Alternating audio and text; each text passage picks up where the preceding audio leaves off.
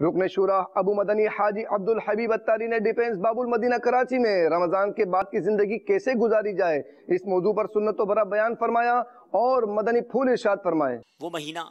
جو رحمتوں کی کان تھا، وہ مہینہ جو برکتوں کی برسات تھا،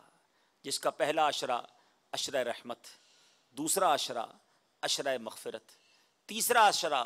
جہنم سے آزادی کا عشرہ، لاکھوں نہیں اللہ کی رحمت سے کروڑوں بخشے گئے ہوں گے۔ اس مہینے کی اہمیت کو سمجھنے کے لیے یہی حدیث کافی ہے کہ نبی پاک علیہ الصلوۃ والسلام فرماتے ہیں کہ اگر میری امت کو پتہ ہوتا، حدیث کا مضمون ہے، اگر میری امت جانتی کہ رمضان کیا ہے تو تمنا کرتی کہ سارا سال رمضان ہوتا۔ صرف 10 دن پہلے کی تو بات ہے، ہم سب نمازیں پڑھ رہے تھے، مسجدیں آباد تھیں، رونق لگی ہوئی تھی، مگر ایسا کیا ہو گیا کہ اب مسجدیں ویران نظر آتی ہیں، اب مسلمان عبادتوں سے دور ہوتے نظر آتے ہیں۔ اس پورے مہینے میں جو کچھ کمایا تھا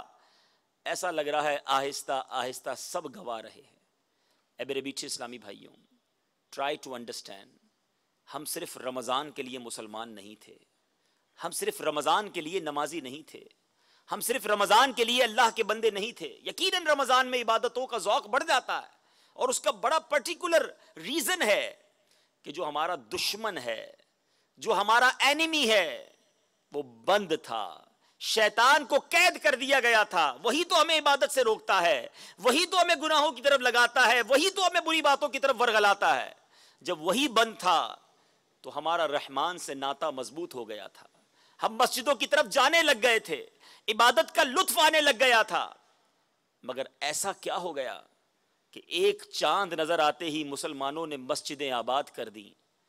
اور دوسرا چاند نظر آتے ہی مسجدیں ویران کر دیں۔ یاد رکھیے، ہم زبان سے نہیں کہہ رہے، مگر بدقسمتی کے ساتھ جو میرے مدنی چینل کے ناظرین بھی اس بیان کو سنیں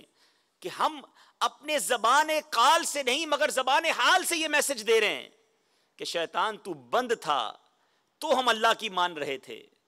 اب تو باہر آ گیا ہے، ہم تیرے ساتھ ہیں۔ سوچے وہ لوگ کہ یہ کس طرح کا میسج کنوے ہو رہا ہے،